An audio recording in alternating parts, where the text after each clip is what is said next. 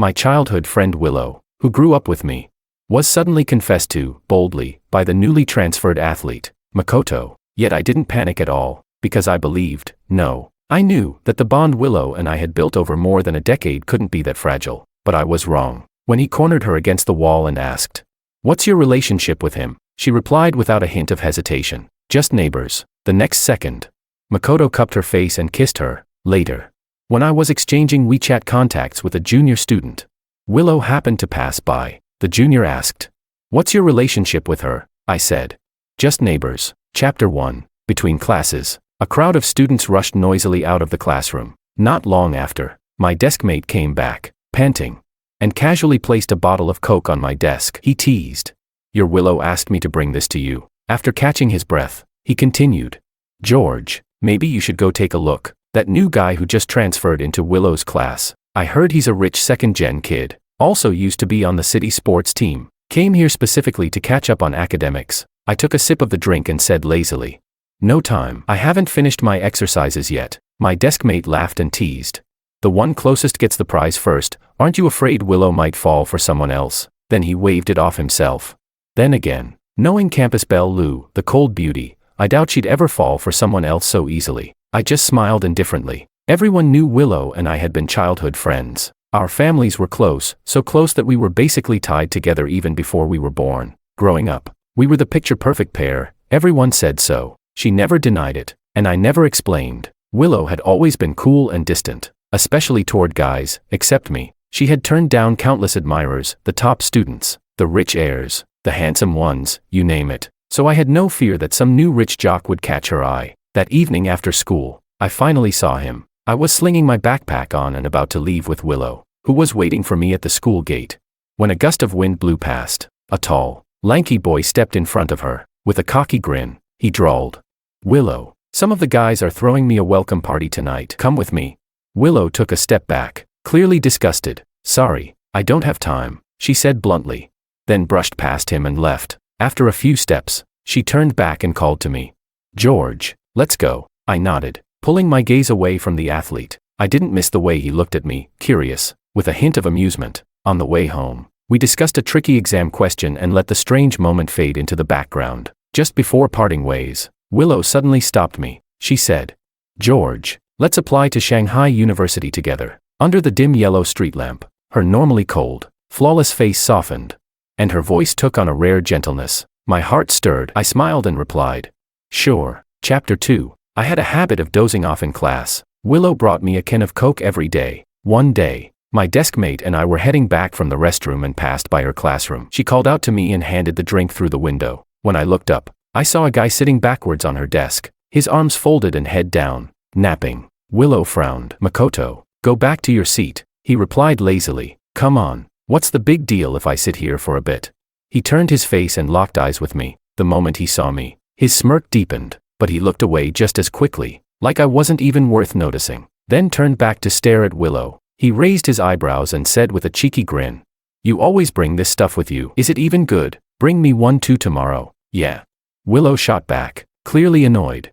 "Buy it yourself." Makoto shrugged. "Some class rep you are, don't even care about your classmates." After that, I started seeing Makoto more and more, but it didn't last long. He pestered Willow for a while and then gave up on his own. Life between Willow and me returned to normal. One day, we were discussing a tough math problem through the classroom window. We were deep in it, fully focused, when suddenly her eyes shifted past me, staring straight ahead. A ripple broke across her usually calm gaze. I didn't turn around, but I heard a bright, bell-like laugh behind me. Makoto was chatting up a girl, and whatever he said must have been hilarious, because she burst out laughing. "Makoto." Willow spoke, her voice laced with irritation. Makoto replied, Willow." He looked up in surprise. His expression was calm but curious. He smiled and asked, "Something up?" I quietly watched Willow. It was like she'd forgotten I was even there. Her eyes were fixed firmly on the guy behind me. She clenched her fingers tightly, crumpling the edge of the test paper in her hand. Willow let out a cold snort and said, "You're the only one left who hasn't signed up for the math group." Makoto blinked, catching on. Before he could say anything, the girl beside him chimed in with a playful pout. "Makoto, didn't you already say this morning you'd team up with me?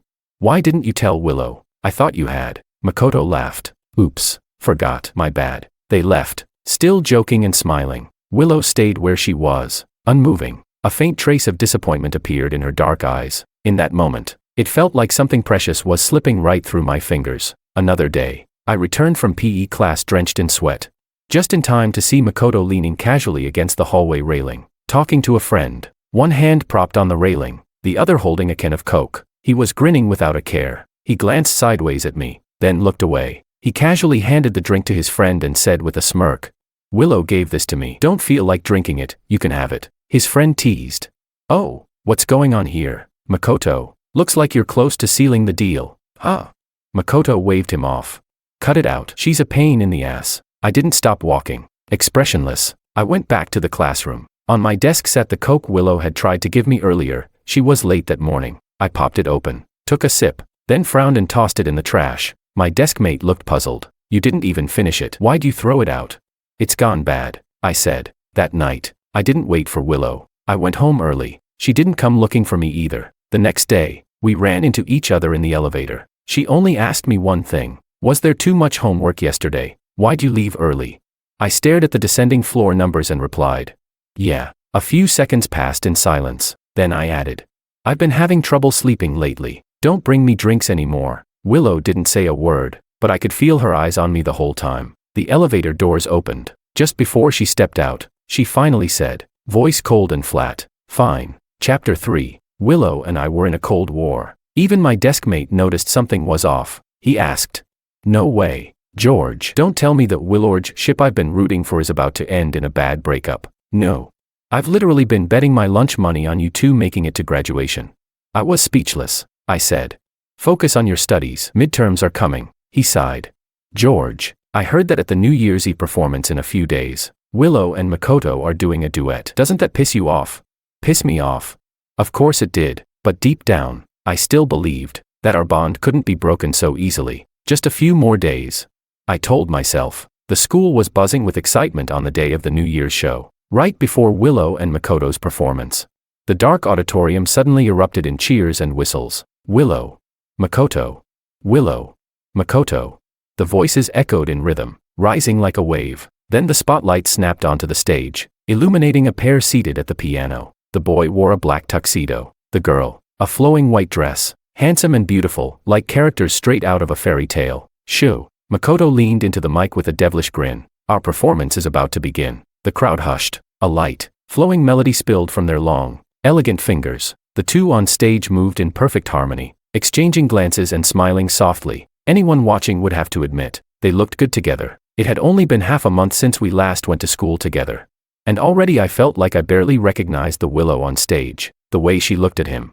The way she lowered her eyes and smiled gently. Those expressions were completely unfamiliar to me. My heart suddenly skipped a beat. A heavy, suffocating wave of despair rushed in and swallowed me whole. I felt like I was being shut out of their world. Even my hand trembled as I tried to take out my phone. My deskmate was saying something to me, but I couldn't make out a word. I just kept my head down, muttering, "I'm fine." But the calmer my voice sounded, the more violently my hand shook. And finally, as the crowd burst into thunderous cheers and applause, I slipped away, hiding my panic, and fled the auditorium. Chapter 4. By the little lake in front of the school library. 9 p.m. No one came. 10 p.m. Still no one. 11 p.m. No one. On WeChat Moments, a classmate posted a photo. A boy and girl at the piano, smiling at each other under the stage lights, glowing even brighter because of them. I clenched my fists, trying to steady myself. But my hands wouldn't stop shaking. My mind kept looping through those heavy, suffocating memories, until I couldn't hold it in anymore and let out a hoarse, anguished cry. The winter night wind was razor sharp, cutting so deep it made my whole body break out in a cold sweat. At 11:30, I finally heard a rustling sound behind me. I stood up abruptly. A beam of flashlight swayed toward me, and a girl's startled voice rang out, clear and crisp. "Eep." The light hit my face. I raised my hand to block the glare. "Hey, are you a person or a ghost?" she asked. She stood a few steps away, and her voice cracked for no reason when she said it. "I'm human," I replied. Only then did I realize my throat was completely hoarse. She frowned. "You scared the crap out of me. I heard someone yelling and thought the school was haunted or something." I was speechless. "I'm not a ghost," I croaked. But the next second, I was suddenly hit by a wave of dizziness. My legs gave way, and I nearly collapsed backward. Thankfully, I reacted fast enough to catch myself with both hands before I hit the ground. The girl freaked out, her phone's flashlight bouncing wildly. "Ah, what's wrong with you? Get up." "I'm sorry, I shouldn't have called you a ghost." "I take it back, I'm the ghost." "Okay, I'm the ghost." I slowly turned to look at her and shook my head to signal I was fine. She squatted about 3 meters away from me, pushing something across the ground toward me with a stick, face full of panic. Her voice trembled as she said, "Here, Mr. Ghost. I just bought this little cake. I'm giving it to you as an apology gift. Please don't haunt me." I was speechless. In the dim light, she had already stood up. She was tall, but her face was hidden in the shadows. The wind carried over a soft, sweet scent from her, mixed with her quickened breathing. She stammered, "It's late, Mr. Ghost. If you're not gonna eat me or anything, then I'll just head out first." And then she was gone. I stood up and checked my phone again. Only messages from my parents and my desk mate. I replied to them, then took a deep breath and stared out over the dark, silent lake. After a few seconds, I picked up the cake the girl had left and walked away. It was blue, with a yellow-haired mermaid on top. When I reached the bottom of my apartment building, I had a strange feeling and turned around, just in time to see a tall figure dart out of sight behind the corner. The air was quiet and still. Somewhere in the dark, a stray cat meowed twice. I waited for a bit, but the person I hoped to see never showed up. I let out a bitter laugh. My cracked lips split painfully as I smiled. The time on my phone ticked to 11:59 p.m. When I opened the door, my parents' smiling faces greeted me. They were holding a cake. "George, happy birthday." Chapter 5. The next morning, I woke up feeling lightheaded and heavy all over. The alarm went off several times, but I struggled and failed to get out of bed. In a daze, I vaguely heard my mom cry out in alarm, "George, your forehead's burning up." After that, I blacked out. When I woke again, I was in a hospital bed. My mom was sitting beside me, and the moment I opened my eyes, she finally let out a sigh of relief. Out of the corner of my eye, I noticed a small box nearby. My mom said, "We ran into Willow downstairs when we got to the hospital this morning. She said this is your birthday present." I frowned. "Oh," she asked. "Aren't you going to open it?" I replied, "Maybe not." Maybe it was because I was sick, but I didn't feel like moving at all. After getting my 4 and resting at home for half the day, I went back to school in the afternoon. It was right in the middle of midterms. I'd already missed the morning Chinese exam. Exam seating was arranged based on the last test results. So both Willow and I were in the first exam room, classroom 1 of the science track. She sat right in front of me. Just as I took my seat, Willow turned around. Her tone, unusually for her, had a trace of concern. "You feeling better?" she asked. I didn't look up. I just set down my pen and said, "Yeah." She pressed her lips together, hesitating for a few seconds before asking, "What's wrong with you? Why didn't you come last night?" I said, "What?" The bell rang. I met her cool, clear gaze, and after a pause, I said, "That's enough, we can't talk now. The proctor's here." She took a soft breath but didn't press further. That was just like Willow. Ever since we were kids, even when we fought, she always stayed calm, as if nothing could ever rattle her. If I hadn't seen her on stage last night with my own eyes, I might have kept believing that. The exam ended. I packed up my things and immediately got up to leave. "George." I ignored Willow calling me from behind. I kept my head down, not watching where I was going, and ran straight into a girl walking into the classroom. "Eep," she exclaimed. The voice sounded oddly familiar. I looked up, and found myself staring into a pair of bright, amber-colored eyes. Her gaze was striking. I looked for a moment too long. She was slender, with delicate features, and maybe because she noticed me staring, she shifted slightly to the side to let me pass. Snapping out of it, I quickly said, "Sorry about that," she replied. "It's okay." Her voice had that soft, airy quality only teenage girls seem to have. Light, playful, and cheerful. "Anna, you just ran off. What's the rush? Reincarnating or something?" Another girl ran up and poked her in the arm in mock annoyance. Anna, the girl who was notoriously bad at Chinese. She did decently in all her other subjects, but when it came to Chinese, she completely flopped. Every time the teacher mentioned her, it was with this look of deep disappointment. Thinking about that, I glanced at her again. Anna and her friend were bantering as they walked into the classroom. Dimples flickered faintly at the corners of her smile. The setting sun cast its glow on her figure, dyeing the tips of her ears a soft red. Maybe she felt my gaze, because Anna suddenly turned her head slightly, and our eyes met. Those beautiful eyes blinked in a fluster, then quickly turned away again. Chapter 6. When I returned to the classroom, there was an apple left on my desk. It must have been left behind by the student who had taken their exam at my seat. I stuffed the apple back into the desk compartment, planning to leave it there for the person to retrieve after their evening exam, worried they might forget again. I wrote a sticky note and stuck it on the apple. I wrote, "Hey classmate, don't forget your apple." After the exam that evening, Willow stood up before me. She said, "George, can we talk?" Neither of us was an idiot. Of course she'd noticed something strange between us. I nodded and said, "Sure." Just as we stepped out of Class 1's door, we ran into the same girl from earlier, Anna. She had the apple in hand and was chatting and laughing with a few other girls. A classmate nudged her arm and said teasingly, "I saw a note stuck on that apple. Come on, fess up, who gave it to you?" Anna let out a disinterested hum, but her eyes glimmered with smug pride. Like a girl failing to hide her glee, she said, "I bought it myself." "Okay, do I look like someone who just accepts stuff from others?" The classmate rolled her eyes. "Yeah, right. I totally believe you." She reached for Anna's pocket. "Then let me see the note," Anna replied. In your dreams. She dodged nimbly to avoid her, not watching the way ahead, and ended up right in front of us, bumping her shoulder into Willow's arm. It wasn't hard, but Willow still frowned. Anna turned back, looking up at me first. Her eyes were bright with a smile. For some reason, the tips of her ears flushed red. She hurriedly hid the hand holding the apple behind her back. She said, "Sorry about that." I looked at the apple, then back up to her face, and said, "You don't need to apologize to me. You bumped into her." I pointed at Willow beside me. Those bright eyes turned to Willow, and her tone suddenly shifted from nervous to a bit casual. She pursed her lips and said, "Oops, my bad. Didn't see you there." Willow rubbed her arm but didn't respond to her. She leaned in and whispered to me, "I'll go pack up first. I'll wait for you outside your classroom." I nodded. Okay. When I snapped back to reality, Anna had already run off after her friends, shouting as she chased them, "That's my apple,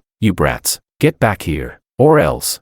Out of nowhere, I let out a laugh. Chapter 7. Sure enough, the apple was gone from my desk. All that remained was a piece of scrap paper with just one word on it, "Thanks." The handwriting was graceful and flowing, like a butterfly dancing across the paper, just like the person herself. After packing up my bag, I waited a while but didn't see Willow come. So I went to her classroom, but the lights were already off, and the door was locked. I stood at the dark entrance of Class 2 and called her number. A phone lit up in a desk by the window. I hung up, and the light disappeared. Willow had stood me up. An empty feeling settled in my chest, as if something had been carved out. Just moments ago, I'd naively thought we should sit down and have a proper talk. The next day during the morning exercise break, as a hall monitor, I went to inspect Class 2. I walked straight past Willow without even a glance. She suddenly called out, "About yesterday." Before she could finish, a boy in the line, Makoto, switched places with someone. Completely ignoring me, he forcefully grabbed Willow's hand and shoved 2 candies into her palm. Tilting his head with a cocky grin, he said, "A gift for you, imported, as thanks for helping me with homework at my place yesterday." Well then, now I knew why she didn't show. Willow pursed her lips but didn't refuse. She turned to look at me, but I looked down, avoiding her gaze, and marked a deduction on Class 2's discipline score sheet. I said, "Switching spots during morning exercise and chatting, 5 points off." Then I turned and walked toward Class 1. Behind me, I heard Makoto angrily snap, "What the hell? Isn't he your friend? Why'd he deduct our class's points?" At the end of Class 1's line, when the girls saw me approach, one who'd been chatting instantly stood up straight and started doing the routine perfectly. She even clamped her hand over the mouth of the girl still talking to her and hissed, "Stop talking, be serious." The other girl was speechless. Her expression shifted from annoyed to looking at her like she was crazy. Then she saw me, and her face changed again, this time to something more teasing. With a fake sweet voice, she joked, "Anna, you're doing the morning exercises so seriously today." Anna's face turned crimson. She bit her lip and muttered, "Keep talking and he'll deduct your points." I chuckled softly. As we brushed shoulders at the end of the routine, I dropped a line behind me, "Relax, no points deducted." Chapter 8. The results of the monthly exam came out quickly, taken just yesterday, released today. The homeroom teacher asked me to go pick up the Chinese test papers. Before I even entered the office, I heard a teacher scolding angrily, "Anna, what was your essay even about? I used GPS and still couldn't find your thesis. What's the point of doing well in other subjects if Chinese drags you down? What are you gonna do when it's time for the college entrance exam? Don't let your eyes split off. I'm talking to you." I knocked and said, "Excuse me, teacher. I'm here to pick up the papers." The teacher responded, "Oh, come in." I walked straight past Anna to the homeroom teacher's desk at the back. The Chinese teacher from Class 1 toned down her voice and said, "Look at that. George didn't even take the Chinese exam this time because he was sick. Otherwise, I'd definitely show you what a real essay looks like." Hearing her mention me, I gave a small polite smile. Then I turned my head and met Anna's eyes. She looked dazed for a moment, then quickly looked away and muttered stubbornly, "Well, next time then. Next time. Let me see how awesome his essay really is." The teacher frowned and said, "Get your act together, will you? Seriously, take your paper and go study more essay examples." Anna trailed behind me on our way back to class. Our shadows, one long, one short, overlapped, then separated again. At the classroom door, unexpectedly, the girl behind me called out, "George." Surprised, I turned around. She was standing with the light behind her, her face hard to make out. Anna stretched out a hand from behind her back and slowly opened her palm. 2 yogurt candies dropped onto the stack of test papers I was holding. She said softly, "As thanks for not deducting our points during morning exercise." I didn't refuse. I said, "All right, I'll gladly accept them." She waved and said, "Gotta go. Bye-bye." After Anna walked off, I turned and saw Willow standing behind me. Her gaze followed Anna briefly before settling on me. She said, "Sorry about last night. Let's talk after school today." Expressionless, I walked into the classroom and replied, "No need." Unless Makoto had physically restrained her last night, she could have easily borrowed his phone to explain the situation to me. But I got nothing. Only 2 possibilities. 1, she didn't want to. 2, she couldn't remember my number. Either way, it's not worth holding on to any expectations. Chapter 9. For the first time ever, Willow scored poorly in the monthly exams. She dropped to 5th in the grade. She had never fallen below 3rd place before. It didn't take long for me to find out why. Just as the bell rang after I left the campus store, I took a shortcut through the grove. Up ahead, I saw Makoto pulling Willow into a corner against the wall. He stepped closer and closer until she was pressed against it. Makoto asked, "Willow, do you like that George from class 3? Willow's face flushed red. "No." Her answer came quickly. Makoto chuckled, "But I heard people saying you too." Willow replied, "Neighbors," she said. "We're just neighbors." Makoto gave a subtle smirk, leaned in, and kissed her lightly on the lips, just a quick peck. Then he said, "Willow, I like you." Willow paused for a few seconds, then suddenly hooked her arms around his neck and stood on tiptoe to kiss him back with surprising passion. The clumsy, youthful kiss of 2 teenagers, awkward but full of thrill. I stood there watching for a moment, thought I'd feel hurt, but strangely, all I could think about was that I was going to be late for class. So I turned and walked away. Hadn't gone far when I heard footsteps behind me. I looked back. Anna was munching on bread, her cheeks puffed out like a little hamster. She jogged up toward me, her long black hair bouncing with each step. As she passed me, she reminded me helpfully, "You're late for class. Aren't you gonna run?" Her voice was muffled by the bread, cheeks round and full. As she ran up the stairs, she suddenly stopped and began to cough violently from choking. Her face turned red from coughing. She pointed at the bottle of water in my hand. I said, "I've already drunk from it." She coughed and waved it off. "It's fine." Seeing how bad her coughing was, I handed the bottle over. She finished the remaining half in one go. Then she nodded seriously and declared, "A drop of water shall be repaid with a gushing spring." Her face was still flushed from coughing. I chuckled. Much appreciated. Anna's act of gratitude came fast. That afternoon after school, we switched seats. I moved to the spot by the window. I had just sat down when, knock knock, came a tap on the window. Anna leaned on the windowsill, dimples flashing in her smile. She held up a bottle of water and a yogurt drink and said, "My lifesaver, I've come to repay your kindness." Chapter 10. It felt almost deliberate. No matter where I went, I kept running into Anna. And just like that, somehow, we started getting closer and closer. I asked her about tough math problems. She asked me how to write better essays. Our desk mate asked me, "Why are you suddenly so tight with her?" I said, "I saved her life." The look they gave me was like I'd lost my mind. No one talked about Willow and me anymore. Everyone just quietly dropped the subject. It was obvious to everyone that things between her and Makoto weren't normal. I still saw Willow almost every day, but we hadn't spoken in a long while. Ever since I threw out that bottle of drink, she'd never brought me another. Instead, Makoto strolled past our classroom every day, kicking soda cans in different flashy ways. Every time, my desk mate would fume and say, "If that show-off keeps this up, I swear I'm gonna report those 2 for dating early." Seeing me completely unbothered, they'd ask, "You're really not mad?" I replied, honestly, "Yeah." I was kinda annoyed at first, but it wasn't Makoto that pissed me off. It was Willow. But even that disappointment, some of it's on me. She and I weren't even a real couple, were we? I had no right to expect anything or point fingers. Whatever she wants to do, that's her business. I did like Willow once, but I've moved on. I'm a senior in high school. I've got endless possibilities ahead. I'm still a top student. Why should I act like my life's over because of one girl?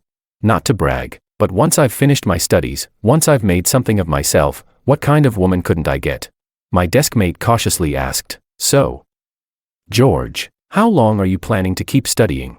I answered, "Life is infinite, so is learning." Chapter 11. Soon, it was time for final exams. In the past few tests, Willow hadn't been able to catch up to me. Being top of the grade had now become my regular place. On the day the final exam results came out, I went to the homeroom teacher's office to collect my report card. I overheard the Class 2 homeroom teacher saying, Willow must have not been feeling well during these exams. Once she gets her condition sorted out, she'll reclaim first place for sure. Girls, you know, are more affected by certain physiological issues. Can't be helped. What can I say? God wasn't exactly fair to women when creating the world. This world, really, is one big man-loving world. My own homeroom teacher smiled but didn't reply. When she saw me come in, the Class 2 teacher quickly switched topics. My homeroom teacher asked what plans I had for winter break. I was going to say I had none, but then changed my mind. I said, I talked with a few classmates, planning to form a study group to focus on our weak spots. We even found a top student to help tutor us. The Class 2 homeroom teacher cut in.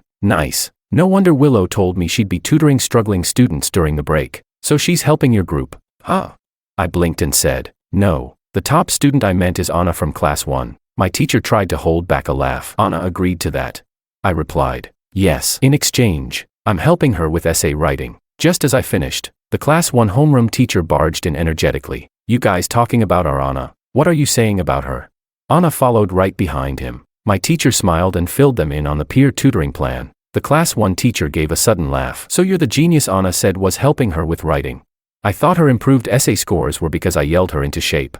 He gave me a hearty pat on the shoulder. George, make sure to give that rascal a hard time over the break. My homeroom teacher turned to Anna and said, Anna, show our students a bit of that brilliant brain of yours too. Then the Class 2 teacher chimed in.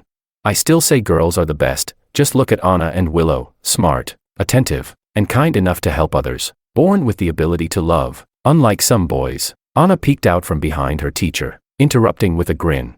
Teacher, are you praising me? Thanks, but I honestly don't think I'm smarter than George from Class 3. He's the only one in the entire school who scored full marks in physics. I came here just to take a look at his exam paper. Her dimples appeared as she smiled. Even though she was smiling, her tone had a strange, passive-aggressive edge to it. The Class 2 teacher was left speechless. Just then, a class rep from her class walked in, so she mumbled something and turned away. Anna flashed me a secret peace sign behind her back. Chapter 12. Winter break. I had just stepped out, planning to head to the library, when I ran into a group at the building entrance. Makoto and a few friends were ringing the doorbell across from me. Within seconds, Willow opened the door. I glanced at her, then looked away. Makoto's cheerful voice rang out. You told me you and George were neighbors, but I didn't realize you lived this close. Willow gave a quiet and let them in. After they changed their shoes, Willow's voice came from behind me. She said, George, you're avoiding me. A firm statement, no hesitation,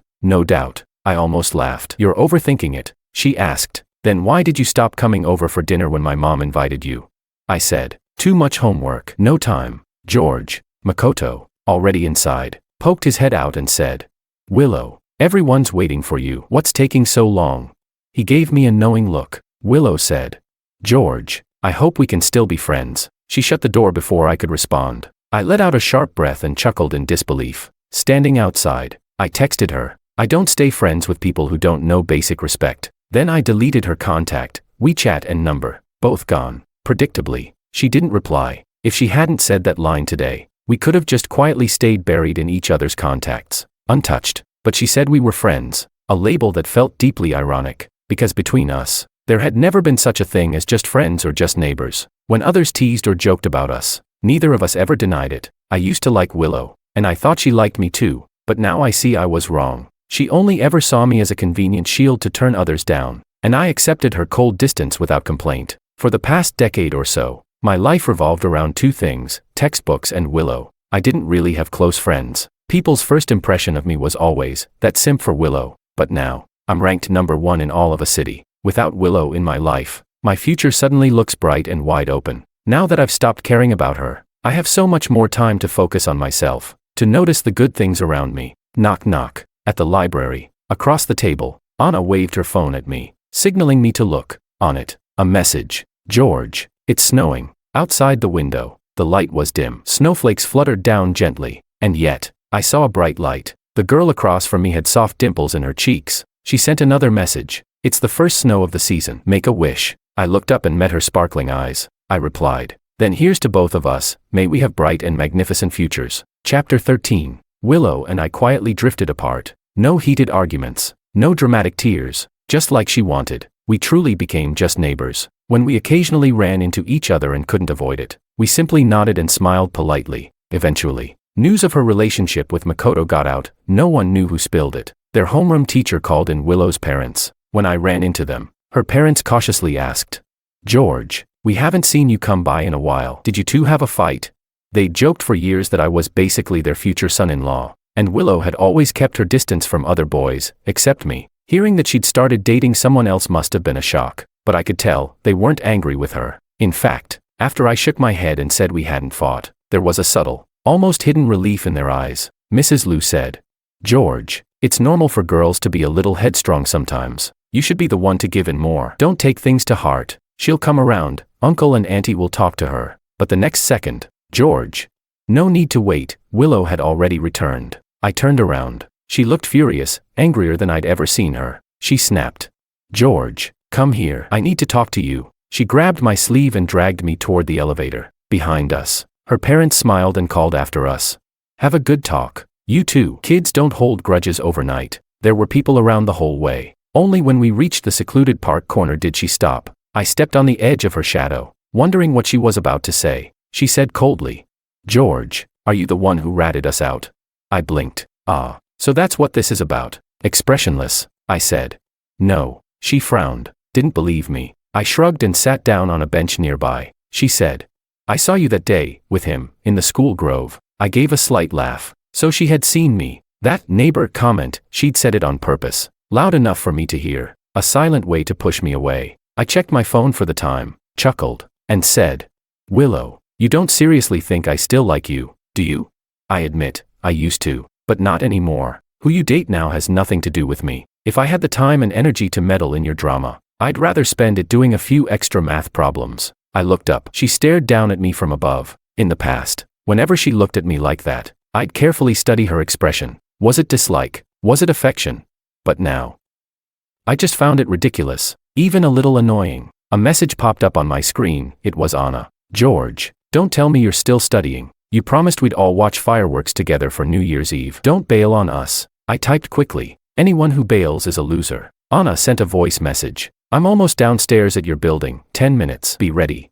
I could hear cars, people, the soft wind, and her breathless voice. I could imagine her hurrying over, just to see me. I smiled. I said, "Willow." She stepped closer. Her shadow blocked the streetlight. The anger in her eyes had faded, replaced by something I couldn't quite read. Hesitation, maybe. I stood up, brushing off my pants. Believe it or not, I didn't do it. If I didn't, I didn't. I nodded toward the exit. "I've got somewhere to be." Took 2 steps. "George." This time her voice was soft. So soft it was swallowed by the wind. I didn't stop walking. She said, "Happy New Year's Eve." I waved a hand and kept striding toward the gate. Chapter 14. We rode together in a noisy, cheerful pack on our little e-scooters. Everyone in the group was someone who'd been studying together during the winter break. My deskmate was there too. He laughed and said, "Whoa, you two planned this? Matching outfits tonight?" Then he grinned. Come on. Anna, sit behind George." I glanced at Anna. We were both wearing yellow puffer jackets, same color, different styles. She walked over, reached out her hand for a helmet, completely unbothered by his teasing. I handed it to her cooperatively. Anna said, "Well, since David insists, George, I guess we should just grant his little shipping fantasy." But just as I handed her the helmet, she turned and hopped on her best friend's scooter instead. She raised an eyebrow and said, "I wouldn't dare ride with you. You drive like a maniac. If a traffic cop shows up, I wouldn't even have time to jump off." Under the warm yellow streetlight, the wind caught in Anna's bright eyes, quiet, and filled with something soft and lingering. Somewhere along the line, Anna had stopped being the kind of girl who blushed easily. I suspected she'd secretly gone through some training. Every movement she made stirred up springtime energy, restless and vibrant. I looked away and raised a hand. "Let's go." There were tons of people by the lake, all gathered to watch the fireworks. We wandered for a while before finally finding a spot that was relatively empty. Just in time, too. As we settled into place, a countdown rang out from the crowd up front. 5, 4. We all joined in, shouting together. 3, 2, 1. Across the lake, fireworks suddenly shot up into the sky, ripping through the darkness like fire-tipped comets. Next to my ear, a soft, sweet breath brushed past. Anna said, "Happy New Year, George. May all your wishes come true." She stood beside me, looking up, smiling. Her eyes sparkled with reflected fireworks, and from that moment, a symphony of fireworks exploded in the sky, loud and brilliant. My friends shouted their New Year wishes into the night. "Here I come. Adult world, David's on his way. Let's crush the college entrance exam. Hope we all get into our dream schools." I shouted too, "Shanghai University, wait for me." Boom, boom, boom.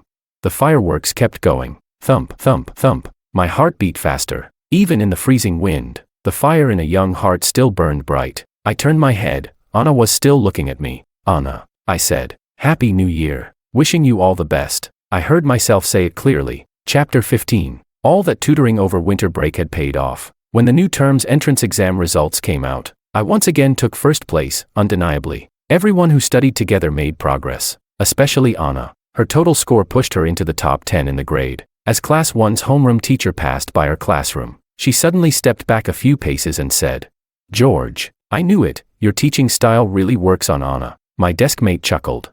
"It's not the method that works, it's the person." I was speechless. After the teacher left, my deskmate narrowed his eyes and asked, "Come on, confess, what did you two whisper to each other on New Year's Eve? Did you confess to Anna?" He mouthed the word confess silently, like it was classified intel. I replied, "Nope, you're overthinking it." He grinned. "For real?" He studied my face for signs of guilt. Maybe he didn't see any, so he gave up pushing further. I liked Anna. Anna liked me. I wasn't stupid, I could tell. I couldn't control other people's emotions. But I could suppress my own fleeting feelings. Right now, the top priority was the college entrance exam. I had no energy to think about anything else. At lunchtime, we passed the honor roll on the way to the cafeteria. David glanced at it and said, "Hey, look, Willow's climbed back up. She's second place now. Her name's right under yours." As soon as he said it, the person ahead of us stopped. Willow turned around. David shut up immediately. She looked thinner than before, even in a puffer jacket. She looked like she could be blown away by the wind at any second. I said, "Congrats." Willow looked at me quietly. "Thanks," she replied. It was early spring. Still cold. A gust of wind swept between us. We were like two ships that had parted ways, sailing toward different harbors. Suddenly, someone ran up behind me and gave me a light smack on the head. In that moment, the wind paused. "George, you're still not going to lunch. Your precious chicken wings are about to be gone." Anna ran past with a few girls, laughing as she glanced back over her shoulder, her eyes full of life. Hearing that, I quickly grabbed David and took off after them. It was only after we'd run some distance that I realized I hadn't said goodbye to Willow. I looked back quickly. Her thin figure moved through the crowd, slightly out of place, a little alone. But in the next second, Makoto ran up beside her and walked forward at her side. Chapter 16. Spring faded into summer. After months of intense, relentless exam prep, the college entrance exam finally arrived, right on schedule. It was a hot, overcast day. When the final test ended, the sky, cloudy and stifling for days, finally opened up and poured rain. Many students rushed out into the downpour, screaming, laughing, letting out 3 years of pent-up pressure in one wild release. I stood beneath the eaves, raising my hand to let the rain slide through my fingers. Someone tapped my arm and asked, "What are your plans for the summer?"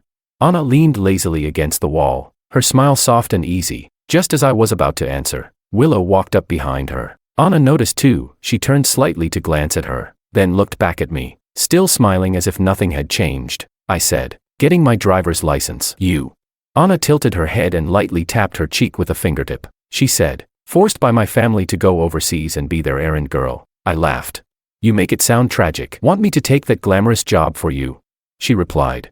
"Sure, be my guest." Willow, who had just walked past us, suddenly turned back and stepped between us. Her voice, surprisingly gentle for once. "George, when are you leaving?" I looked at her, confused. "What?" Anna lifted her chin slightly, peeking out from behind Willow with a little pout, but her eyes were smiling. She said in a playfully pitiful tone, "George, I didn't bring an umbrella. Can you walk me home?" Willow spoke at the same time. "My mom said we're having dinner tonight with your aunt and uncle. Come home with me." "Okay." "Ah, so that explains Willow's sudden kindness. A direct order from Mrs. Liu," I replied. "No need to go back together. Please tell Auntie I'll be there tonight." Then I stepped around her and met Anna's gaze. I said, "Let's go." Miss Sue, I'll walk you, she said cheerfully. Got it. The umbrella wasn't big. Anna and I weren't standing too close, so both our shoulders were getting wet. The umbrella tilted, shielding only one side of her shoulder. Anna quietly leaned in until our clothes brushed. Anna, George. We spoke at the same time, then laughed together. She said, "You go first." My hand brushed lightly against her fingertips. I said, "Anna, enjoy your summer and don't forget sunscreen." She stared for a second, then broke into a smile. Her dimples rippled like sunlight on water. Suddenly I realized she was really, really beautiful. She said, "You too, learn to drive properly. When you're licensed, take me on a joyride." I laughed. "I can't even afford a car." She waved that off. "Whatever, just borrow my dad's car. I'll allow it." Up ahead, someone shouted her name. I tilted the umbrella up, and misty rain rushed toward us. I raised my hand, shielding her from the drizzle. Anna said, "Wow, speak of the devil, there he is. Come on, let's go. You can get a preview of my dad's car." I pointed toward another direction, where my parents were standing, waiting. "Next time, my mom and dad are here too." I handed the umbrella to her. Our fingers brushed, cold to the touch. Yet somehow it sparked a quiet fire. Before she could say anything, I turned and dashed into the rain. Wind and rain slammed into me from the right. I looked back. She stood alone in the rain, her figure blurred by the soft light behind the curtain of water. She raised a hand and called out, "George, keep in touch." Running, I shouted back, "Yeah, let's stay in touch." Chapter 17. I didn't skip the dinner at the Liu household. It was the first time I'd shared a meal at the same table with Willow since becoming neighbors. Her parents were as warm as ever, asking about my exam, inquiring about my dream school. I answered each question politely. On my way back from the bathroom, I passed by Willow's bedroom. She had her back to the door, talking quietly on the phone. She shook her head and said, "Not today. Let's meet tomorrow. We have guests at home." Then she added, "Yeah, he's here too." I don't know what the other person said, but Willow sighed lightly, very lightly, but I knew that sound. It meant she was starting to get impatient. I didn't stop walking. I returned to the living room. This summer break had been exhausting, worse than a dog's life. Driving lessons during the day, swimming and Muay Thai at night. My parents thought it was dangerous to study in another city, so they insisted I pick up a few self-defense skills, just in case. Meanwhile, David and the others were showing off in the group chat all day, either traveling or posting mouth-watering food pics. When the exam scores finally came out,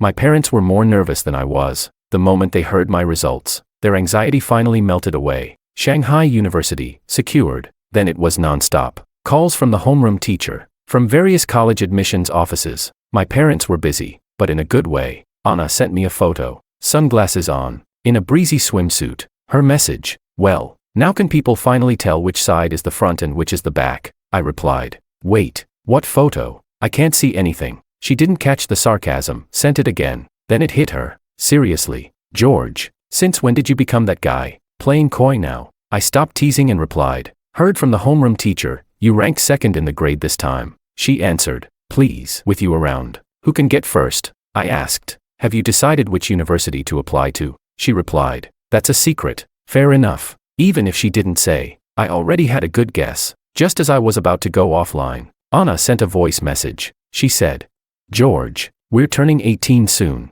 Her voice was clear and light, full of vitality, like the very essence of youth was spilling out from the screen. She said, "Wishing you, and me, a brilliant, dazzling future." Chapter 18. Willow and I both ended up at Shanghai University, but we picked different majors. I enrolled in bioengineering, and she chose applied chemistry. Both of our parents came with us for registration. Before they left, they reminded us again and again to look out for each other on campus. The moment they walked away, I walked in the opposite direction from Willow. "George," she called after me. Willow was tall, beautiful, and had that cool, aloof vibe that made people stare wherever she went. I asked her if something was up. She said, "We're going out for dinner tonight, with Makoto and some of the others, all from a city." I thought for a second and replied, "Sure." Told her to send me the time and address. That night at dinner, I was practically the last one to arrive. The whole table erupted. "Hey, a city's #1 is finally here. Now we can drink." Self-punishment shot.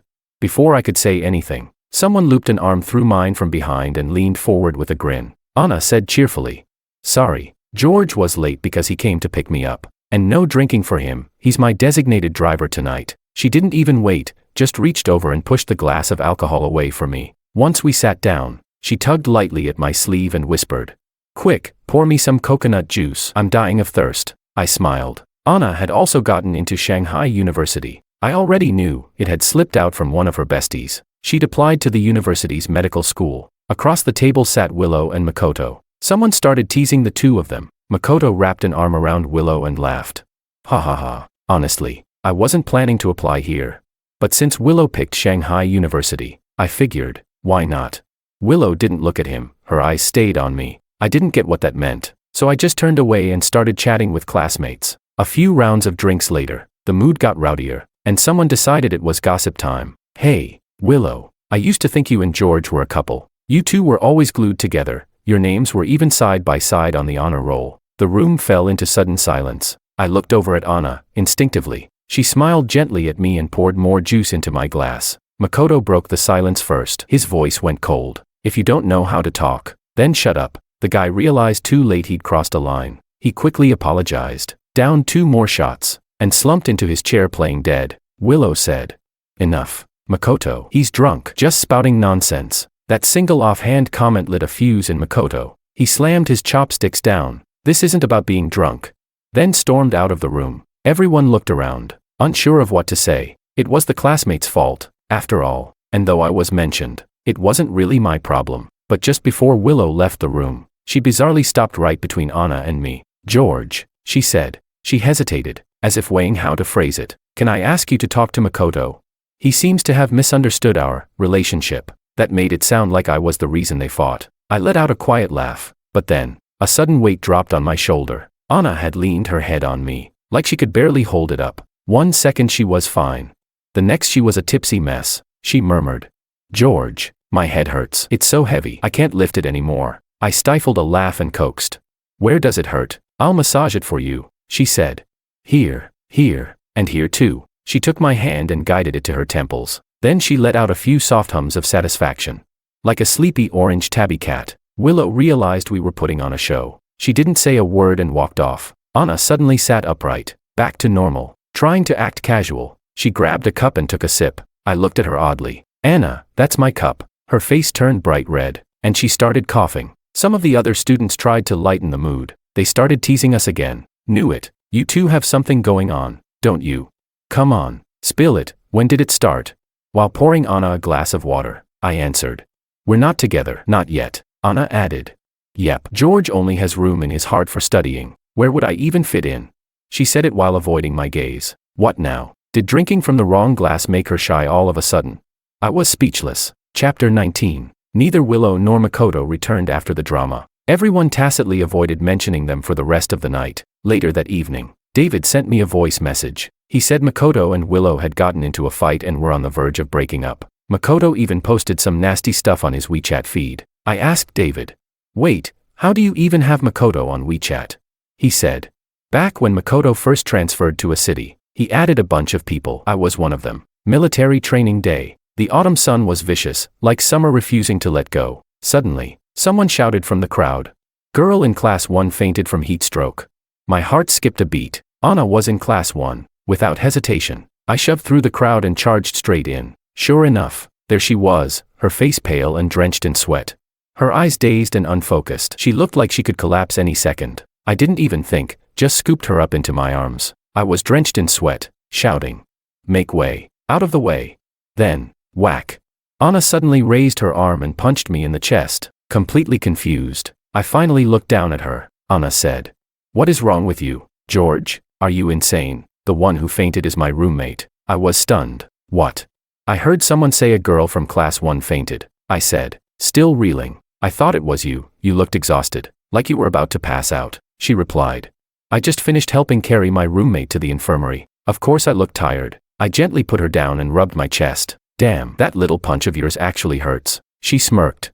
"Of course, I'm fully capable of knocking out a little George with 1 punch. Who are you calling little?" "Huh?" I said, annoyed. "You, obviously you," she teased. I spread my arms, puffed out my chest. "All right then, go ahead, punch me again. If I make a sound, I'll admit I'm a dog." She gave a smug little snort. "Fine, if you do make a sound, you'll have to bark like a dog, 3 times. Then she raised her fist and gave me another light jab. I burst out laughing. She said, "You made a sound." I shot back. "You made a sound too."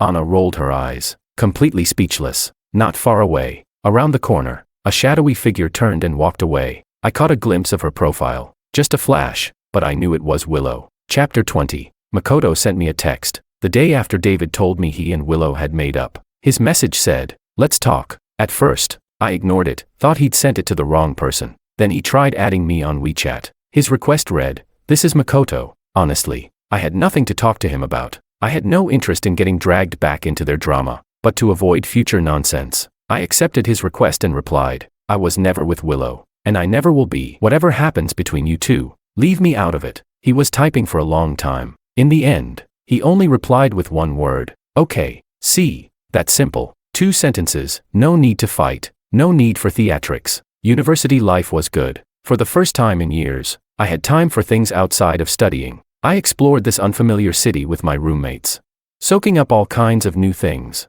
The first time I went to a team dinner with my classmates, I had a few drinks and headed to the bathroom in the middle of it. On my way out, a girl called my name. It took me a second to recognize her, one of the girls from our dinner table. Hands clasped together, she asked shyly, "George, can I add you on WeChat?"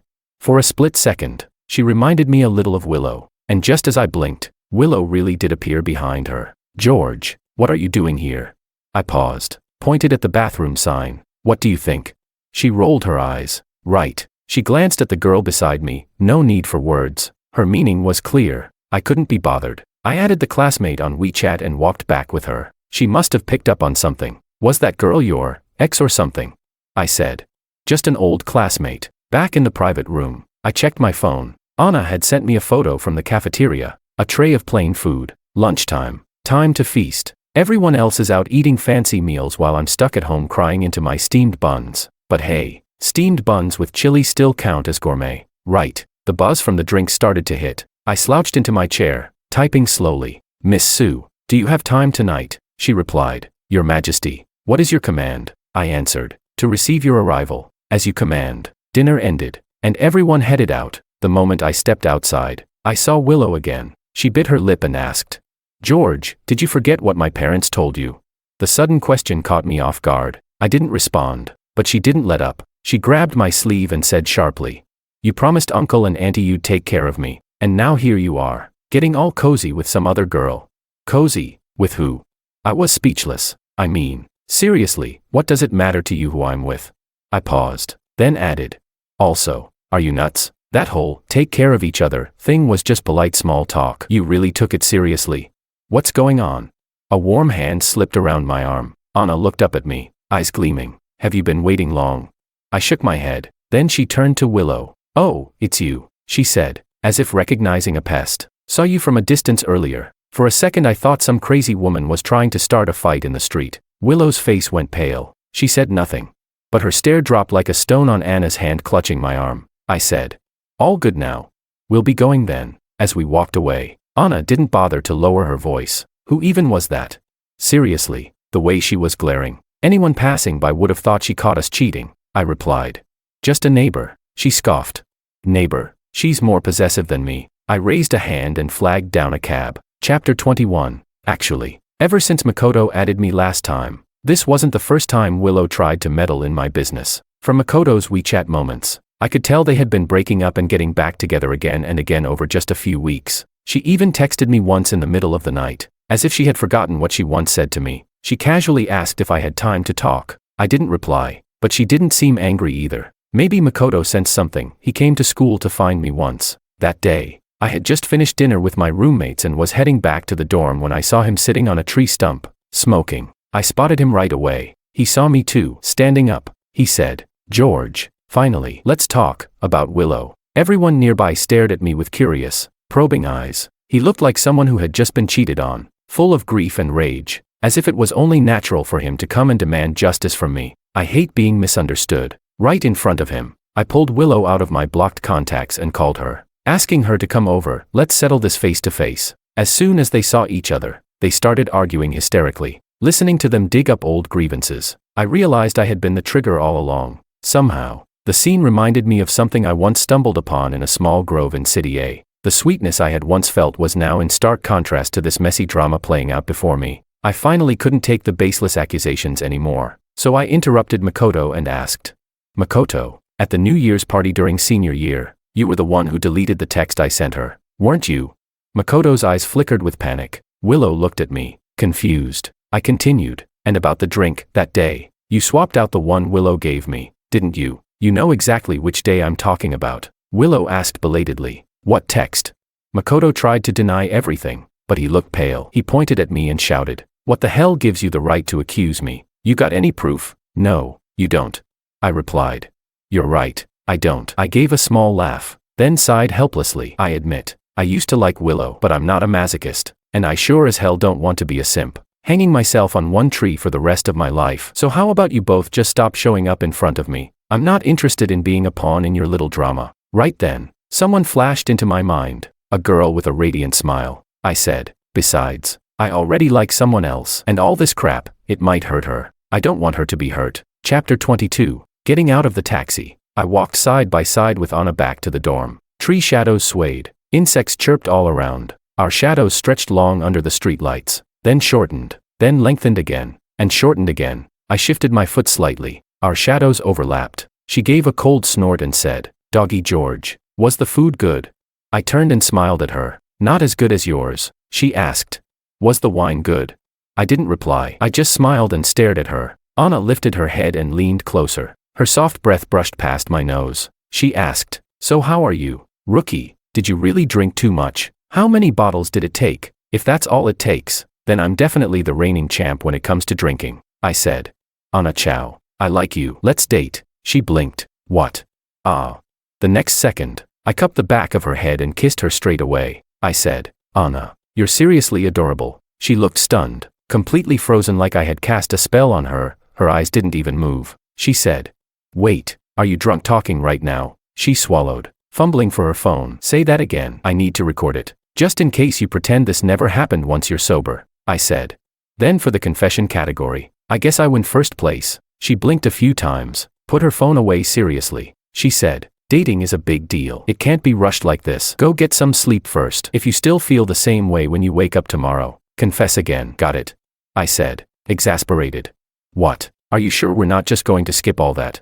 She paused for a few seconds, then replied seriously, I'm sure. Maybe it was the wine that night, or maybe it was finally tearing through the paper-thin wall between Anna and me. But I slept soundly, dreamless. When I woke up the next morning, I found out she hadn't slept all night. Just a second after I sent her a good morning message, she replied with a small essay, 2,359 words. All the excitement, the nerves, the overthinking of a sleepless night packed into one message. At the end, she wrote, You're not going to pretend nothing happened once you wake up, right? I replied. Pretend what didn't happen? Even through the screen, I could feel her flustered frustration. She replied, Something quietly melted in my heart. I wrote, Anna Chow. Today is day one of me chasing after you. Anna replied, I'm downstairs, eagerly awaiting Doggy George's honorable presence. Anna Chow side story. Chapter 1. When George said, Let's date, Anna felt like she was going to lose her mind. She stared at him again and again. Her heart was pounding like it was about to explode out of her chest, but she still tried to keep it cool as she pulled out her phone.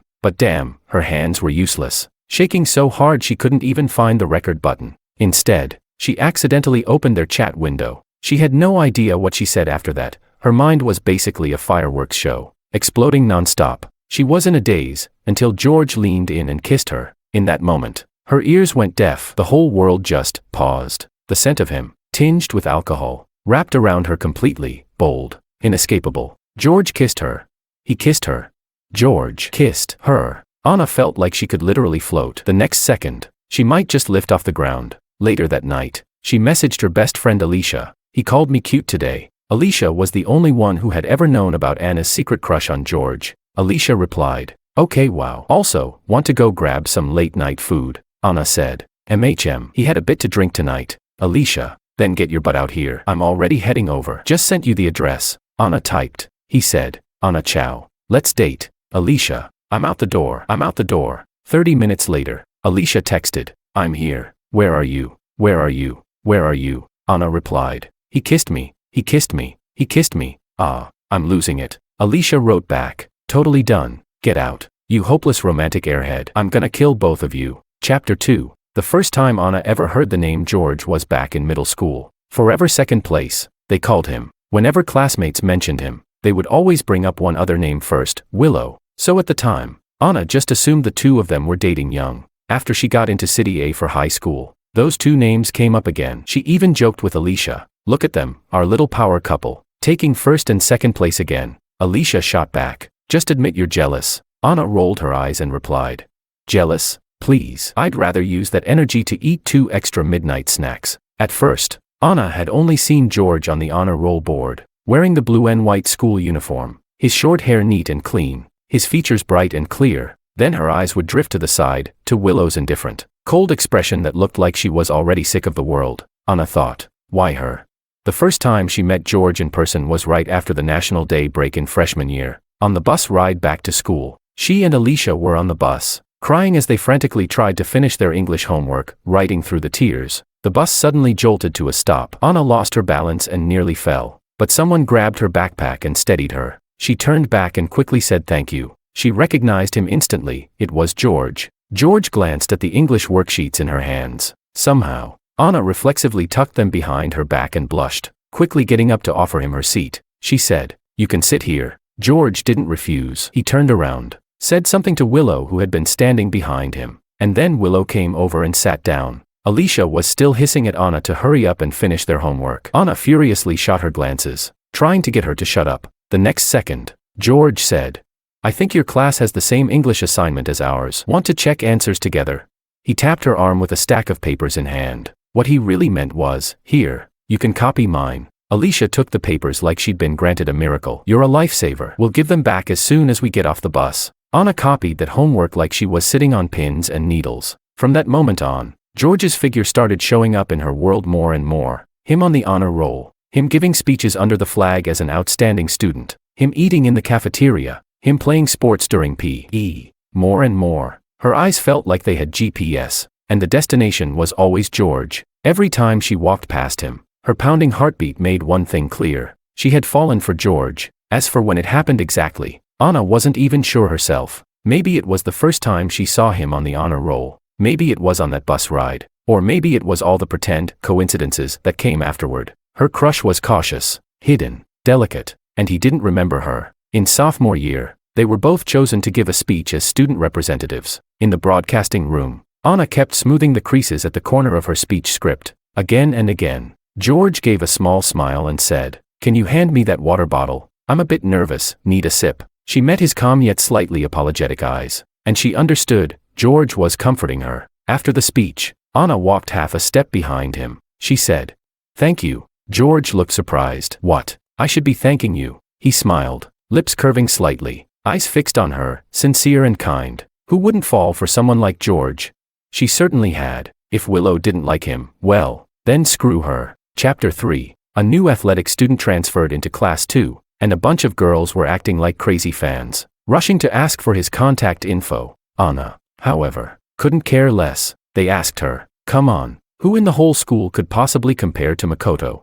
Anna casually listed a few names, and only at the end did she mention George. Her cheeks flushed slightly as she said, "And there's that George guy. I think he's way better than Makoto." Alicia found out Anna's secret on New Year's Eve of senior year. Anna had accidentally glimpsed Class 3's student record file in the office earlier and learned that George's birthday was December 24th. So that afternoon, she went out and bought him a cake. Alicia kept pestering her about who the cake was for, and Anna couldn't brush her off anymore. Alicia teased, "I knew it. You're secretly crushing on someone and didn't tell me."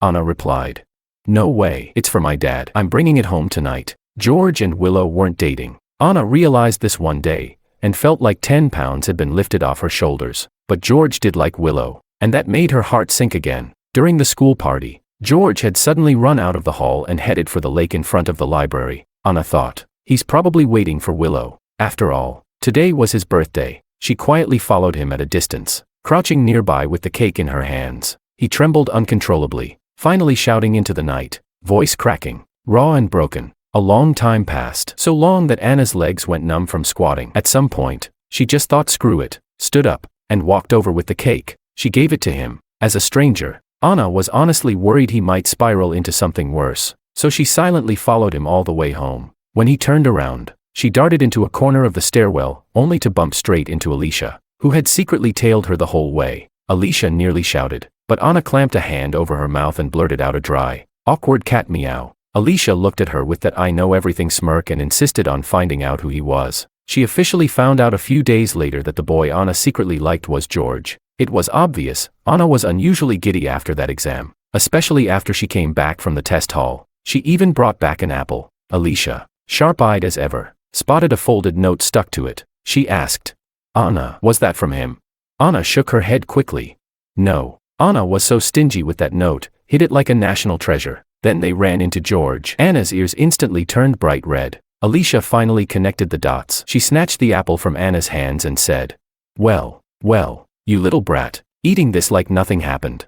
Anna's precious little secret now had one noisy witness, but even so, with a heart full of affection, she cautiously drew closer to him. Every step she took was filled with sweetness. That night when George kissed her, her mind spun in chaos. One image suddenly flashed across it. On the bus, the boy sitting by the window with his head down, listening to music, his profile peaceful. Then, suddenly, he turned around and met her eyes. The October sunlight poured in from the window, bathed in gold. He smiled, and in that instant, Anna clearly heard the sound of her own heartbeat, one beat at a time, vivid, strong, real.